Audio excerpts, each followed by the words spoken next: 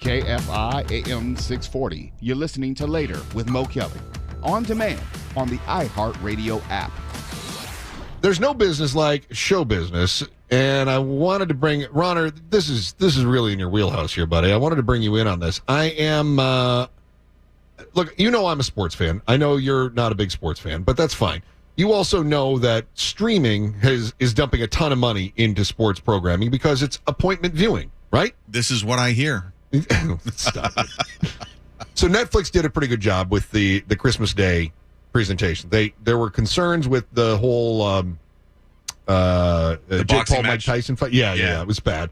In fact, I think I was in for moment. That was us too. Yeah, I forgot about that.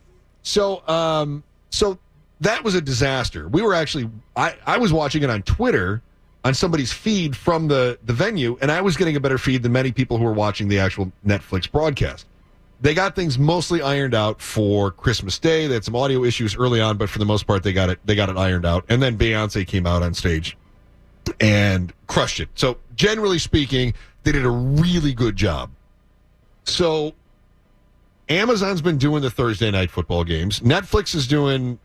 They're trying to do more. Obviously, they buy the Christmas games. I got to believe they're going to be a bidder in some of the future games. Does this mean that we're about to see everything go over to streaming? And if that's the case, how is this? This is not advantageous over when I used to have cable. So I cut the cord so I could save some money, but now I have to have all these different streaming services, which I got to tell you is frustrating. But then, is there a time that things get worse? And by worse, I mean this. Headline from The Wrap. Ready, set, go. Hollywood is poised for M&A mania in 2025. That's mergers and acquisitions. So does this mean that we are about to see a whole lot of conglomerate streaming services? Is everyone going to start coming back together? And basically what we've done is just reconfigured network television, only instead of ABC, NBC, CBS, we're going to have Netflix, Amazon, and I don't know, AT&T. You know, it's funny that you said that because I remember this was when it was basically just Netflix and Hulu. Yeah. And I remember saying to myself, I'm like, you know what?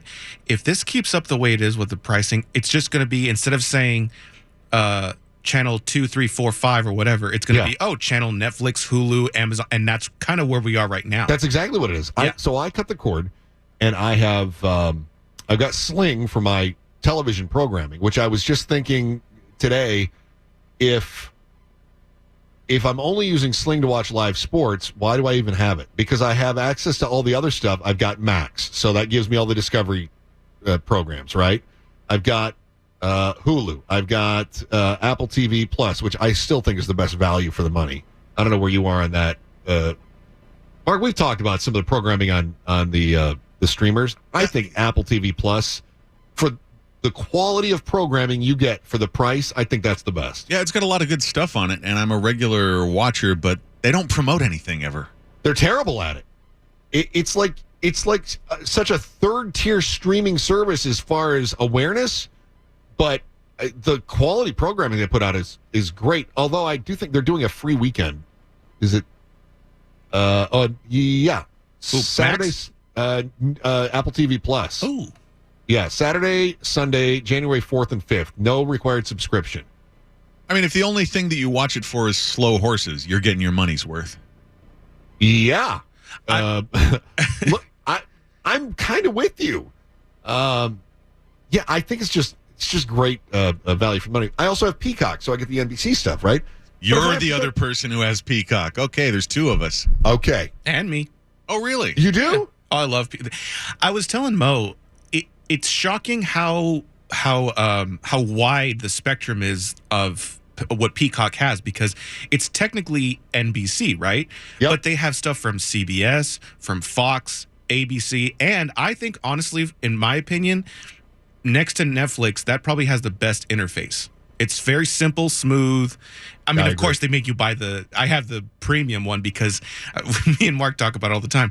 If you rewind on if you don't have the premium one, you rewind on a commercial, it makes you watch the whole thing over again. Oh, I haven't run into that yet. So annoying. Well, no. If you have the premium, you're fine. I don't have it. I've got the. Okay. The cheap Maybe one they because- improved. Well, they were running a deal before Christmas, for $2 a month for the whole year. That's the one Mark I think has. Yeah, so it got confusing. I think Peacock, now you've got to go through Roku for your billing. And I saw that, and I started looking on the pages with the instructions, and I was just like, screw this. I'll just go with whatever I have until I can't stand it any longer. Oh, okay. Yeah, well, I got it for $2 a month, but I've got another interface. So anyway, I like that, but why do I even have Sling any longer? I mean, at this point, shouldn't I just get the Disney, Hulu, ESPN package, and then all of my other shows are either on Antenna or whoever thought Antenna would be coming back, or I grab them on the streamers. I think that it's shaking out kind of like we'd predicted, which is that they're seeing what people will and won't pay. It's like Peacock in particular. Yeah. I only had Peacock when they had the deal for $2 a month, and then when it shot back up to $6, I canceled it. And I think I'm not the only one who's been doing that. No, you're not. You're not. And I've done the free sample thing. I did that with Paramount for sports last year for some of the playoff football games. I did it with Paramount Plus because they had some playoffs that were only available there. But then I canceled it right away. And I still have not gone back to Netflix. I was watching the games at my in-laws' house. Super racist in-laws, by the way. House. That was an awkward Christmas. They were very upset that there were too many black quarterbacks in the NFL. God. Oh, no. Yeah. I hope they didn't watch the DNC. Well, of course they didn't watch the DNC. Come on. But watch all those communists out there trying to ruin America? Just tell them it's showtime at the Apollo and move on. Oh, they got Pentatonics did the national anthem. Yeah. And, of course, they didn't know who Pentatonics was. And they were like, why do they have... What? Oh, look, we got two blacks queer and a guys. white. Yeah, I was like, did you just say two blacks and a white? What kind of a holiday gathering was this? Oh, my and you know, that speaks volumes of the fact that since those games weren't on like Fox or ESPN, there is no way Pentatonics would have performed if it was on one of those other stations. But because it's Netflix and that's more of the Gen Z / millennials who know about them, that's where they go. But it's so funny because we're kind of heading in that direction. It's weird because I feel bad. I have Peacock, and they had like a lot of the football games. They have soccer matches, all that stuff, and it's like, but you have to have it in order to watch it. I have it, but I don't follow sports either. I'm like Mark. Oh yeah. So I feel bad sometimes because I'm like, the only way they can watch this is on a streaming service, and you don't even care about it. And you've got the streaming exactly. Service. Yeah, you're the problem. I want to talk a little bit more about who's merging with whom. So we'll do that here in just a second. And then a bit of a look back on the year in entertainment, 2024. And then where those mergers might go. That is straight ahead. You're listening to Later with Mo Kelly on demand from KFI AM 640. Oh, look, we're doing everything digitally now, too. As we talk about the mergers and acquisitions and how people have cut the cord, we've gone away from traditional cable anyway, and have moved to streaming services when we're watching TV or film, whatever that is, from the comfort of our own homes. Although I did make a brief mention, I don't know if you noticed when I said it, who saw broadcast TV making a return? As we still want to get our local information, and it's really easy to cut the cord, to pick up some streaming services, but still get your local channels because we can just put an antenna, and the high-def antennas are pretty cheap now. If you have any technical wherewithal at all, connecting an antenna to your TV is not hard. And so you get your over-the-air channels for free. And, Mark, you probably like watching Comet and Laugh. I haven't for a while, but Comet, I remember Comet, and Comet has some great stuff on. A lot of oldies, a lot of old TV. Yeah. And cult movies and westerns and stuff. Yeah, a lot of westerns on there too. There's a Grit, I think. Is it the Grit network? Yeah, Grit's good as well. Yeah, there you go. They're kind of like lesser cousins to Tubi. Yeah, Tubi's a good one for free content, no doubt. Yeah, I think Mark's in the back pocket of Tubi. Yeah, big Tubi is paying me off. Oh, okay. It is actually pretty cool though. I've watched a couple things on there because don't kiss his butt now, Foosh. No, you already dropped that nugget. Don't back off on it. Just Stay strong. No, Tubi's great. Tubi is objectively great, regardless of my existence. Because like it has to Mark's point, it's got like older stuff on there that you don't really see anywhere else. Like it's the stuff that you would see on Netflix when Netflix was first starting to stream and they had these crap movies that no one ever heard of. Yeah. But Tubi has like the better versions of those, like that.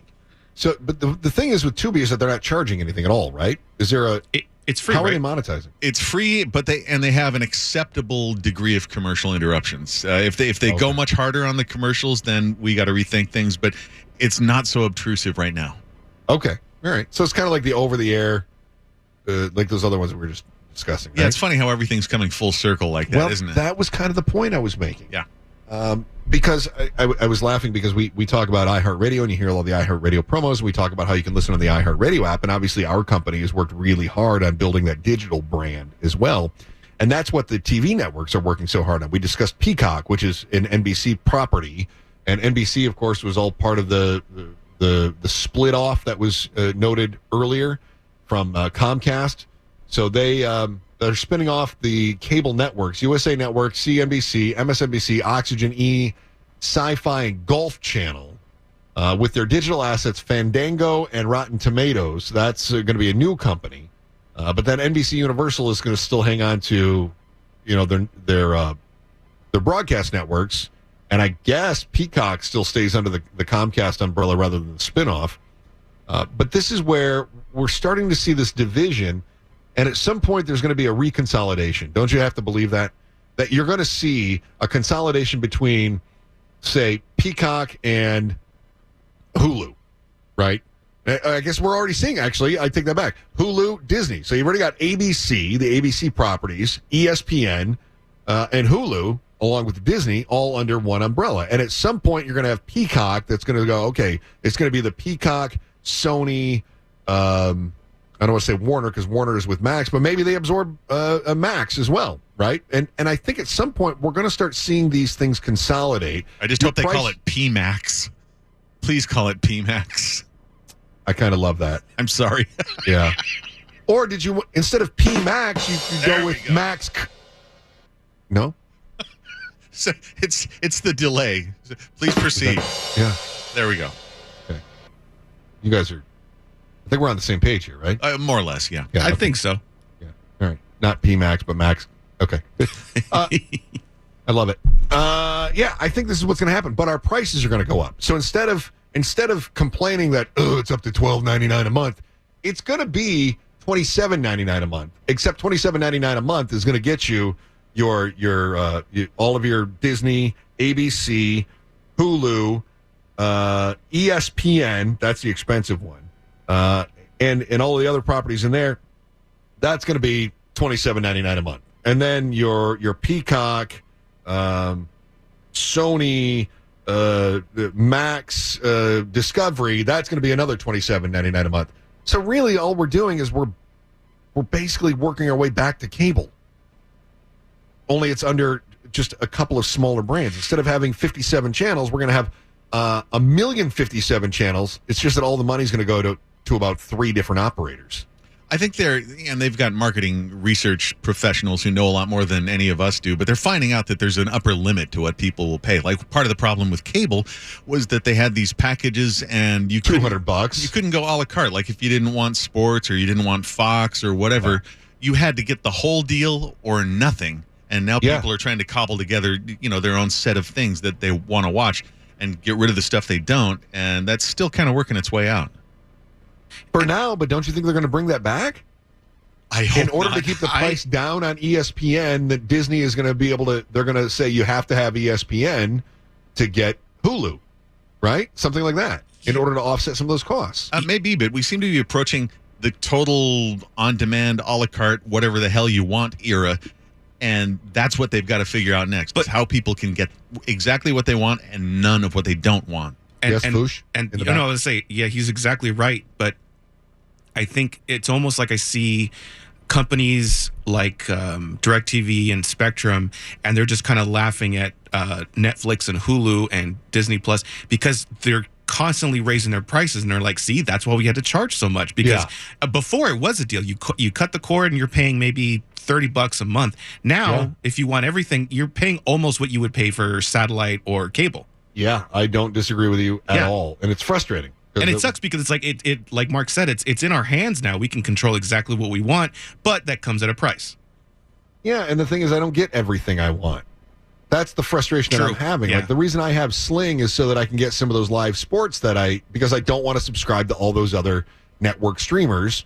So I have Sling, and then I thought, well, okay, I've got Sling. I can still watch, History Channel and A&E and all that other stuff. But now I can get that because they were acquired, and now that I get them on the Max properties, the Warner Brother Max deal. So this is where I'm kind of fed up with the whole thing. At what point do whether it's media or other non-broadcast entities, get involved with the streaming services? Here's an example. Is it Chick-fil-A that started their own streaming service? Oh, they did. Yeah. They totally did. Yeah. And it's kind of like a Hallmark. It's like family-friendly movies, that kind of thing, right? That's what they're doing? Yeah, it's like what is it? Chicken soup for the soul type. Yeah. That's fine. They can do whatever they want. I got no problem with it. But at what point does, like, our company, for instance, which is the largest media company in the world, at least that's what our liner cards say, at what point do we say, you know what, we're going to buddy up with Warner, Max, whatever that name of that brand is now? At what point does our company say that? Yeah, I wouldn't be surprised, especially considering they're physically across the street. You always have to check and recheck who you're really allowed to make fun of, because you don't know who's going to be advertising and who's going to be a partner, and so you've got to stay on top of that stuff. I'm really curious about the Chick-fil-A channel. I had read about that some time ago, and knowing what we know about the Chick-fil-A people, I don't think we're going to see a lot of show tunes. No, you don't think so? No, not show tunes, but yeah, like you said, Chris, Hallmark. Yeah. I like where Mark's going. I'm picking up what you're putting down there, buddy. I don't think we're going to get a lot of Queer Eye reruns. There it is. A little more obvious. On the nose. Right? Yeah. You were being subtle, but I like where you're going now. Subtlety is wasted on AM radio, okay? Anyway, I'm just curious about the whole thing, how that's all going to shake out. No doubt about that. We lost. Who was the Alice's Diner? Linda Lavin. Linda Lavin, just passed away. Well, that was too bad. Let me see who else. Oh, let's see, the kid. No, I didn't recognize. Jeffrey Dewell, that played Billy the Kid in Chisholm. Oh, I've just seen that recently. Huh. I haven't seen that. He died. He's 81. It's a John Wayne movie from the 70s, I think. All right. Quincy Jones, of course, died in November. He was 91. Jonathan Hayes, who was Seymour in Little Shop of Horrors, he was 95. Terry Garr, we remember her. She passed away. Liam Payne, from One Direction. My daughter is still weeping. She's in her. I don't know how long the mourning is supposed to last when your celebrity. Oh, you're missing someone. Crush. Yeah. Oh, it was a crush. Oh, she loved it. Oh, yeah, loved all the One Direction boys. Yeah, that was a bummer. That was a downer. There was just an update on that. They charged people in his death, didn't they? Yeah, we had that story earlier. They charged people. I wasn't listening, Mark. Well, he was pooping. What have we learned tonight? What have we learned? Let's just hold it in so that you can hear the news. Foosh outed me. Outing Chris. Or take. You must still have a transistor radio that you can take in there with you. Yeah. Oh, I do. Okay. Chris Christopherson passing away this year. Oh, Dame Maggie Smith, who I love. Oh, yeah. The Dowager Countess. Also, and James Earl Jones and I started on the same theater stage in northern Michigan. Did you know that? Who? James Earl Jones. Oh, I didn't hear. Okay. Oh, I thought you were making fun of me. Like you never heard of the guy. No. Yeah. Quite a brag. He was 93. Yeah. It's a total brag. I used to act and direct shows there at the Ramsdale Theater in Manistee, Michigan. And they've got a bunch of pictures of him and some of the stage photos from I guess it must have been the 50s that he was in, or 60s maybe, that he was in. Well, then you must have some cool behind-the-scenes stories. I was just thinking that. Throwing a tantrum or something. I don't, because I wasn't around back in the day. But you're a man of all trades, man. Yeah. Look at you. Yeah, that's all I got. That and the guy from Tool went to my high school. Maynard Keenan. His dad was my biology. That's my only connection to celebrities. I was talking with one of my friends. I'm like, I know there's someone. I know there's a guy. That guy was Tool. It was you. It was me. Yeah. And now he's investing some money in my hometown too, which is pretty cool. John Amos, I loved him. Phil Donahue passed away. Peter Marshall passed away this year. Bob Newhart, of course. Remember that? Shannon Doherty. She died way too young. Dr. Ruth, who was a sniper, she passed away. Was that a euphemism? No, she's genuinely a sniper in whatever it was that was before IDF. Okay. Isn't that's fun? Richard Simmons died this year in July. Shelley Duvall. I got a few more. Let me just a reminder of some of the people that we lost this year. In Memoriam continues in just a moment, as well as a couple of guys who may have a new lease on life. That is next. You're listening to Later with Mo Kelly on demand from KFI AM 640. Head over to NFLshop.com for the largest collection of officially licensed gear from all your favorite brands. NFL Shop is your ultimate gifting destination for jerseys, t-shirts, headwear, and more. Take your game day style to the next level with the best selection of NFL gear anywhere. Show off your team pride this holiday season with styles fit for the whole family. To shop now, go to NFLshop.com. Maynard Keenan. His dad was my biology teacher. His stepmom was my Spanish teacher. Chris Maryland from O'Kelly, KFI AM 640. Listen anytime on demand on the iHeart Radio app. We just didn't have celebrities come out of my little hometown. So not only that was it.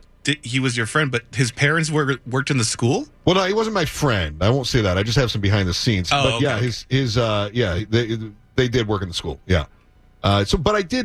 He did come to school. The cool thing about Maynard Keenan, and I have zero. This is my only celebrity story. I have nothing because it was such a small town.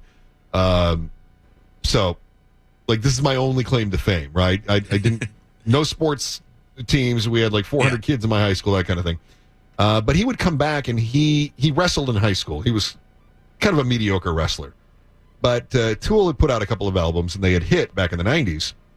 And so we're in high school. He would come back and he would hang out at the school, a little creepy.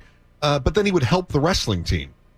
He would just volunteer to help the high school wrestling team, which I thought was that was neat. It's pretty cool. Yeah, it was really cool. So people liked him. He was a nice guy. And then I brought CDs in. He was visiting his dad one day, and we saw that he was there. I ran out to my car and grabbed CDs, and he signed them for me. So it was nice. See, another opportunity where a celebrity can just be cool, yeah. Not stuck up, and that's cool. No, and he came in. He came in my English class, and he sat there and fielded questions from us as we were sort of asking about, I don't know why he was in our English class, other than just the teacher had a crush on him or something. And so yeah, he did that. Yeah, good dude. But as far as James Earl Jones in the town about 20 minutes north of where I grew up, and I never met James Earl Jones. Fun fact about James Earl Jones. You'd think his middle name is Earl, but it's Earl Jones is his last name, just not hyphenated. Did you know that? The only reason I know that is that my son does an internship with his brother, Matthew Earl Jones, who is he works for the state of Arizona in the film, kind of their film, government film department, where they do the permitting and try to bring business to the state of Arizona, that kind of thing. So his brother's out there, Matthew Earl Jones. I had no idea. So it's Mr. Earl Jones and not Mr. Jones. That's mind blowing. I had no idea either. Thank you. That's not funny. That's my wife. I have my own drops, foosh. Look at you. Yeah, that's right. I bring the drops. What were we talking about? Celebrities. Yeah, that's how we got out of this in the first place. I am just seeing on CNN that Aaron Brown has died, the anchor who was on duty during 9/11. The anchor on duty? Oh, my gosh. You're kidding me. 76 years old. What was his name? Aaron Brown. Yeah, no, it's one of those, Google him, foosh, and you're going to go, oh, I know that guy. You know what? Use Bing. then I what? forgot you're like the proponent of Bing. Yeah. You're like Mark with Tubi. Yeah, that's me. I love Bing. And just Bing that, would you? No, Aaron Brown. Yeah, I recognize Aaron Brown. So he didn't make it to the new year either. Feels like we've got a flurry at the end here of people who are passing away. Right, like the finish line just caught up to everyone. Yeah, same thing happened to Betty White, remember? Oh, that was a bummer. That was a bummer. Because everyone, remember, I think it was, who was it? Was it NBC or CBS? They had a whole event planned for her 100th birthday, and they couldn't do it because she passed away. She died like 2 days before right they were going to run before that it. thing. Yeah, that terrible. sucked. Well, the world loves an optimist. They thought, I know, they thought the right? best. And we also lost Olivia Hussey, the actress, over the weekend, who got famous for the 1968 Romeo and Juliet movie. Oh, that's right. I just saw that, too. I'm glad you brought that up, too, because I saw that in high school. Did we all see that movie in high school? I think we all saw it when we were quite young and impressionable because it was Shakespeare, but it had nudity. There was nakedness. Yep, I'm with you. Yeah. Let's see, who else? Oh, Donald Sutherland passing away, I thought was really sad. Yeah, that was a rough one. Yeah. That was this year? That was this year. Wow. Yeah. You're not that was kidding. only in June. Oh, wow. Yeah. It wasn't even that long ago. Shelley Duvall. Did we mention Shelley Duvall? I think you mentioned. Okay. Yeah. OJ died this year. OJ is one I forget that he died. And this is the second time I've announced since he died that, oh, yeah, OJ died. But OJ died. Yeah. Yeah, because he kind of disappeared from the limelight, Yeah. whether good or bad, but Right. still. And so when he died, you're just like, wait, wasn't he already gone? I'm going to stick my neck out and say it was good that he disappeared from the limelight. Yeah, I agree. Well, yeah, exactly. But it's like Chris said, it's like when you hear that he died, you just kind of go, Well, was good. he already dead? Move on. Yeah, exactly. I'm with you. Let me see who else. Who else is notable? I mean, obviously, I don't want to discount anybody. Let's see. Francis Ford Coppola's wife passed away. Eleanor. That guy from Yellowstone died. He was only 27. Coal brings plenty, which sounds like a note on a potluck. But yeah, coal brings plenty. Yellowstone actor. Huh. He's 27. Chance Perdomo, he was only 27. He died as well. Mark, here's one for you. Planet of the Apes actor Ron Harper. That one. Yes. You're I've pretty good at that. I've been in touch with Ron Harper's daughter. He was also in a TV show from the late 60s called Garrison's Gorillas. See, this is why I knew this would be right in your wheelhouse. No, Ron Harper was terrific, and not a lot of people still remember who he was, but he was in a great, I think, 57th Precinct cop show in the earlier 60s. See, you know this stuff. Man. He was a terrific actor. A big loss, and I hope that hearing about this causes more people to discover his work. Garrison's Gorillas, terrific. Never been on video, but it's on YouTube. You can find it. What about Tubi? No, it's. Can't find that either. No, I know you're trying to mock me, but I'm immune to your mockery. Carl Weathers passed away in February. Yeah, another rough Richard one. Lewis That passed one was away a in February. bummer. Yeah, both of those bummers. I interviewed Richard Lewis years ago when I was still working in Seattle. Was it good? He was still pissed about the From Hell thing getting into wide usage and him not making any money off it. Oh, is that right? Yeah, that was his whole bit. Yeah. Right. In fact, I think he made mention of that on the Larry David show. Didn't he? Yeah, he wasn't going to let that go, and Yeah. he was so funny on Curb Your Enthusiasm. Honestly, that was really shocking to me how he really, when he was in the scene, he stole it as frail and as sick as he was. He really, he just killed it.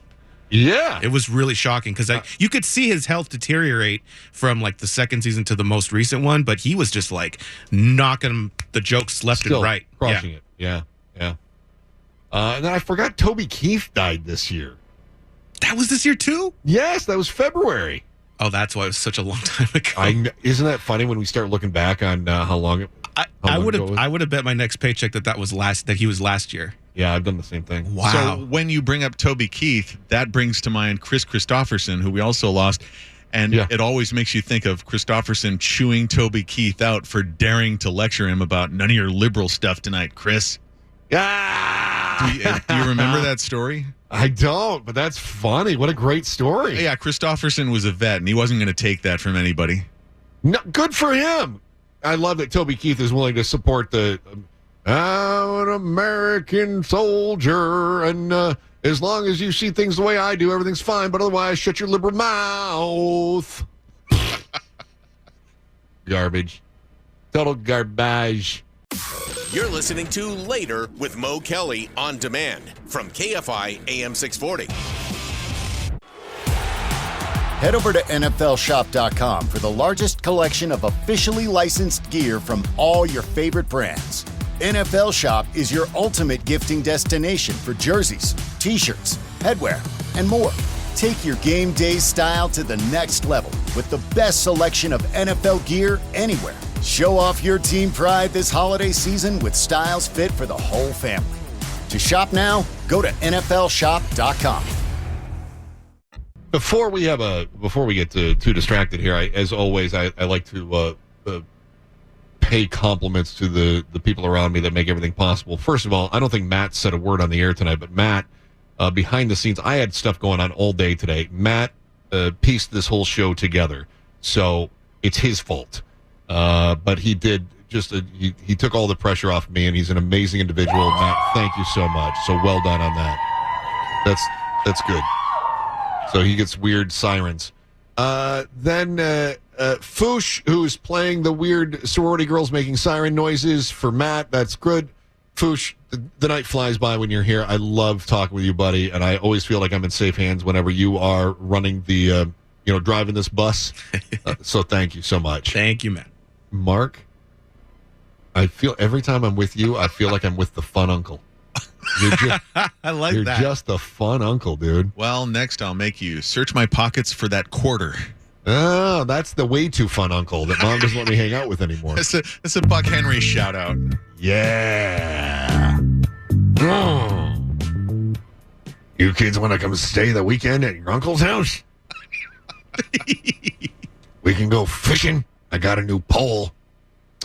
Going forward here, we were talking about how disappointed people are in 2024. Only an average rating of a 6 out of 10 by a survey that was done by Talkers Research. Only 19% of Americans believe that the country is headed into the right direction going into 2025. Only 19%? Wait a minute. We just had an election. Wouldn't you think 30% would think that the country was going in the right direction? Gallup's monthly data reveals deep-seated pessimism among Americans and how they feel about their country. The last time even 30% of Americans felt the country was heading in the right direction was the summer of 2021. Now, here's what I think is very interesting. You would think, because we see this in the political swings, right? You would think that the Democrats would be happy with the direction of the country until the election, and then they would be very unhappy. Conversely, you'd think that the Republicans would be very unhappy with the direction of the country until the election, and then they would be very happy. That does somewhat play out in the numbers. According to Gallup research, Democrats were somewhere around 40-ish%, give or take 6 or 7 points either side of 40, until the election, and then Democratic approval rating as far as the direction of the country goes drops, and it's at 30% right now. Republican satisfaction with the direction of the country. Republicans were somewhere around 5%, never getting over 10% until the election. In fact, in July, I believe the number was closer to about 1 to 2% of Republicans were satisfied with the direction of the country. So you would think once the election hit, they'd be very happy with the way things are going, right?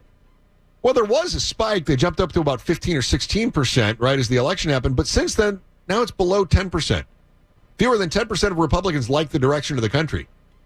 Even when they win the election, still, Democrats are still 20% more optimistic than Republicans. Independents fall almost squarely right in the middle, as one might expect.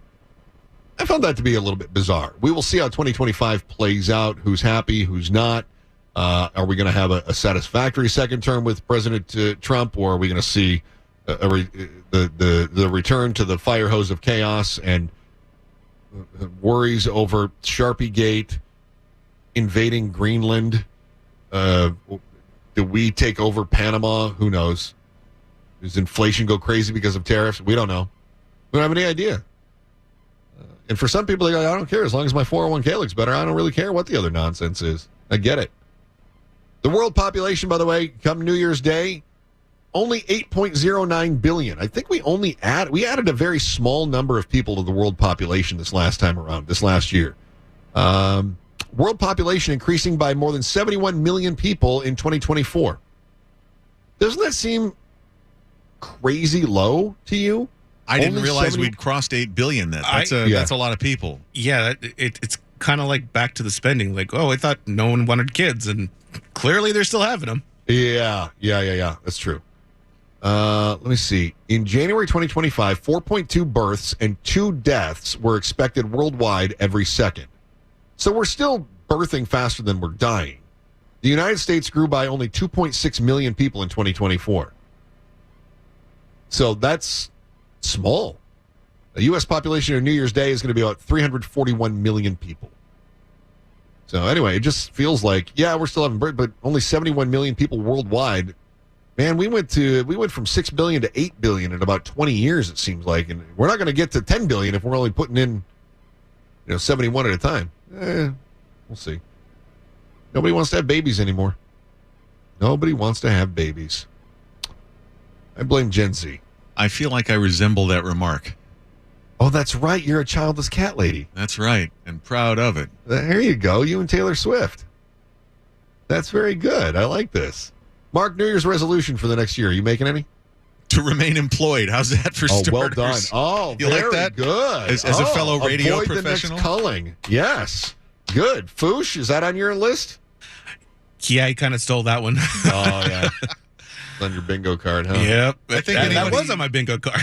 Anybody in our line of work might have the same resolution. Yeah, I get that. Speaking of which, I'm actually going to start doing Uber again, too. I was telling Mark. You are? So, yeah, I'm going to you like doing it? Are you a chatty Uber driver, or are you the ones I like that shut the hell up and drive? Basically, the way I operate is I work off of the customer's energy. So if you want to have like a gab fest, we'll talk the whole ride. Okay, good. If you get in the car and you're on your phone, I just check your name and you're going. And if you don't want to say another word, that's it. Do you give them a low rating if they don't speak to you? Because I feel like some of the Uber drivers get chatty because they feel like it's going to help their rating. I honestly, as a driver and as a customer, I feel like it would go against you. But one thing that's funny is, like, you know how they always say the loudest person in the room always has the least to give. Yeah. It's always the people that get in the car and guy or girl, there's no thing here, but guy or girl will be, oh man, you're so cool, I'm going to give you a tip. Don't worry, I'm going to give I get nothing. And then the guy that gets in the car and looks at his phone and doesn't say one word leaves me like a $20 tip. I love it. So I love it. Keep that in mind. I appreciate that you feed off that energy, because some days I feel like I'll have a conversation with a stranger. Some days I just do not. I don't want to have anything to do with it. And I mean, I've given I've given relationship advice. I've given all kinds of stuff. Like, you never know. And I'm like, and I think they're comfortable because they know they're not going to ever see me again. So they'll just open up, kind of like a therapist. I was just going to say that. It's like therapy, right? Yep. You feel comfortable opening up to a stranger. Exactly. That's interesting. Anybody tell you anything really revealing that they shouldn't have? One juicy one was, I was coming home. I was in Hermosa Beach, and I picked up this couple. They were probably like early mid 40s, and they were just kissing, doing their thing. It was Friday night. They're partying. Go on. And I get to I get to a stop sign, and because of the music was kind of low, and all I hear is, so what do you do again? And then they said, oh, I'm in marketing or something like that. Yeah. And the woman goes, okay, well, my husband doesn't come home till tomorrow. Oh, yes! Oh, boy. And me and her locked eyes in the rearview mirror, and I did not look back one more time. That was the end of that. Didn't hear anything. I was like, nope, it's your business. And they better have left you a good tip. Wow. Probably did. But yeah, that was probably one of the most shocking things that ever happened. I was like, whoa. I love that. Yeah. Related, are your seats Scotch guarded? Thank you. I'm glad you said it. It's exactly what I was thinking. It's like, he's got to clean up after that one. Yeah, pretty much. Outstanding. All right, fellas, I love you to death. We'll be back on New Year's Day. First Mo Kelly show this year will not be Mo Kelly of the new year. Yeah, Happy New Year. You stuck with me again. Can't wait to talk to you again. I love you guys to death. Thank you so much. Look forward to Wednesday. George Norrie and Costa Ghost next. Chris Maryland from Mo Kelly. KFI AM 640 live everywhere on the iHeartRadio app. You've been listening to Later with Mo Kelly. You can always hear us live on KFI AM 640, 7 p.m. to 10 p.m. every Monday through Friday, and anytime on demand on the iHeartRadio app. You wake up, put on your Ray-Ban Meta glasses. You're living all in. You realize you need coffee. So you say, "Hey, Meta, how do I make a latte?" Brew 2 shots of espresso. After Meta AI gets you caffeinated, you're ready for some beats. "Hey, Meta, play hip-hop music." You head to meet some friends, but can't remember the place. "Hey, Meta, call Eva." Ray-Ban Meta Glasses, the next generation of AI glasses. Just say, "Hey, Meta," to harness the power of Meta AI. Shop now at meta.com/smartglasses.